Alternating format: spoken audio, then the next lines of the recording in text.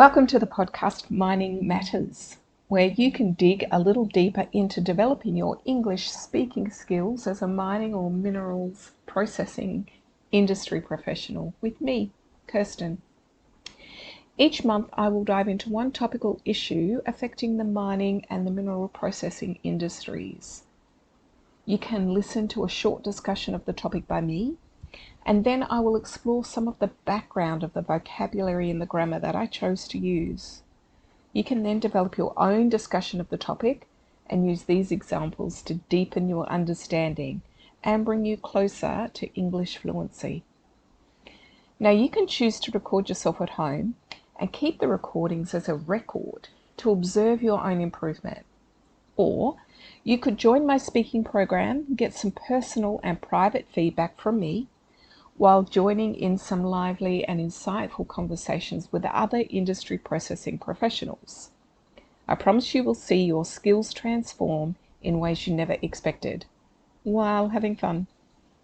Now check out my website in the link for more information about the speaking program and to see if it is right for you.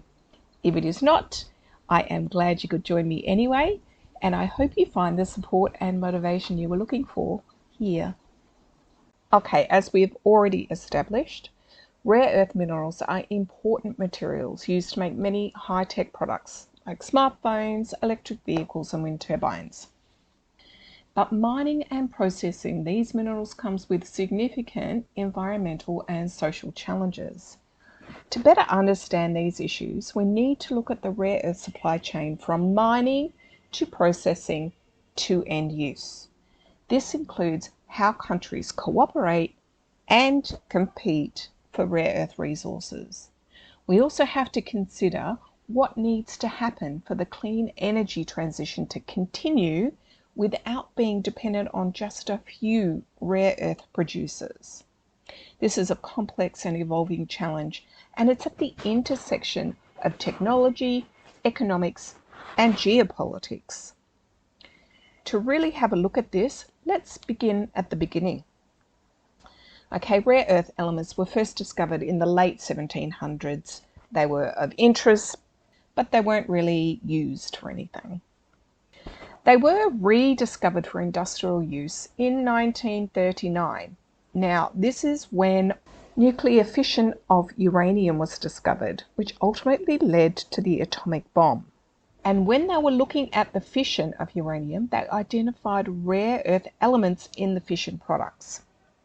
Actually, the rare earth elements prevented a nuclear chain reaction by absorbing neutrons, and so they needed to be removed from the uranium in order to get a good fission result. Now, the quest to find uranium in the US was big during this time. Okay, this led to the development of the Mountain Pass mine in California's Mojave Desert. It's near the border of Nevada. While the mine's uranium and thorium deposits didn't really turn out to be very useful, the deposits of rare earth elements did.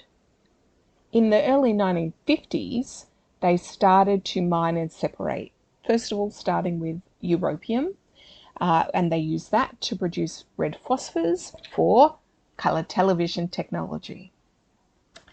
And on a side note, the mine later went on to produce lots of light rare earths. It only closed down in the year 2000, but we're going to come back to Mountain Pass mine again soon. Now, going back to the time the arms race between the US and the Soviet Union during the Cold War, which was from 1945 to 1991, it led to huge increases in government funding for R&D in lots of different areas, but also the rare earth elements. And at this time, the rare earths were being used for lasers, radars, and batteries, and also for making aluminium stronger and lighter. Now, the Communist government of China were also focusing on their current situation. They needed to overcome the disastrous events of the 20th century history. And by the late 1970s, they really decided to invest in making their manufacturing industry and their global trade capabilities much stronger. Between 1978 and 1995, China's actual annual production of rare earth elements increased by an average of 40% each year. That's huge. And they also rapidly increased the exports of rare earths in the 1990s. What this did was it caused the prices for the metal around the world to drop sharply. And as a result, lots of competing producers just went out of business. They could not compete with the China price. China also started buying controlling shares in rare earth companies that were located in other countries.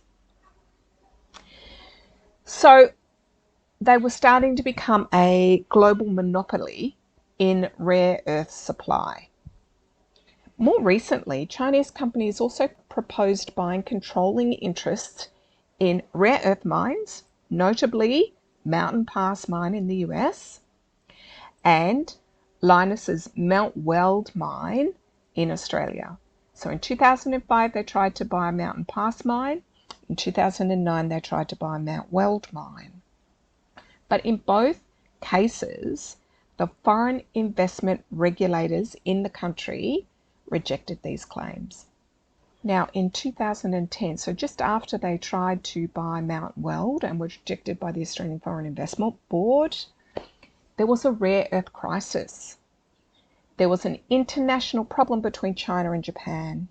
This is in waters that they both say belong to their country, so they're called disputed waters. A Chinese fisherman was stopped and held by the Japanese Coast Guard. When the news spread in China about the fisherman's arrest, the Chinese customs agents stopped and held back many shipments that were going to Japan. Now, the Chinese agents didn't really know at this point what they were doing, but what they were doing was holding back shipments that contained rare earth oxides. And these were really important materials that Japan needed for its technology manufacturing. And the consequence of this was that the rare earth metal price increased very quickly, going up several 100%. Now, this situation shows how a political dispute between countries can suddenly affect trade and prices for important commodities like rare earths. Even though rare earths were not directly related to the fisherman's arrest, they became part of the conflict because of the importance to Japan's economy. Suddenly, many people and companies realized that rare earths had become critical. Governments began to worry about the materials they needed for their weapons and other important technologies. Now, I deliberately didn't touch on heavy rare earths in the last episode. Did you notice? I talked about what we use light rare earths for, but I didn't talk very much about the heavy rare earths. Well, heavy rare earths are used in military functions, missile directional systems, lasers, night vision goggles. And the combination of a high price of rare earths and the fear of not having them by government made some really unexpected solutions seem reasonable. They considered mining on the moon, deep sea mining, mining in the Amazon jungle, in the Greenland protected areas. But all of this attention was really short-lived. The prices were really volatile during this time. They skyrocketed when the fear set in and when the ships were held back, and they plummeted because after China flooded the market with product. And actually, this event is what caused Mountain Pass mine to close. So, where are we now?